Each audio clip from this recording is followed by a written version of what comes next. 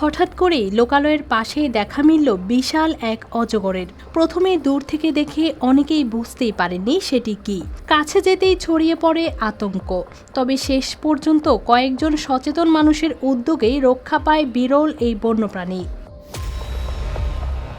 মৌলভীবাজারের শ্রীমঙ্গল শহরের ৫ নম্বর পুল এলাকার বন্ধন কমিউনিটি সেন্টারের পাশ থেকে প্রায় ১৮ ফুট লম্বা একটি অজগর সাপ উদ্ধার করা হয়েছে। স্থানীয় এক বাসিন্দা রাস্তা দিয়ে যাওয়ার সময় বিশাল আকৃতির সাপটি দেখতে পান।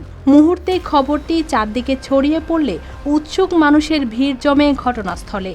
আতঙ্কের মধ্যেই কয়েকজন সাপটিকে মেরে ফেলার চেষ্টা করেন। পরে সচেতন এলাকাবাসী বাংলাদেশ বন্যপ্রাণী সেবা ফাউন্ডেশনকে খবর দেন। খবর পেয়ে ফাউন্ডেশনের উদ্ধারকারী দল ঘটনাস্থলে পৌঁছে অজগরটিকে অক্ষত অবস্থায় উদ্ধার করেন।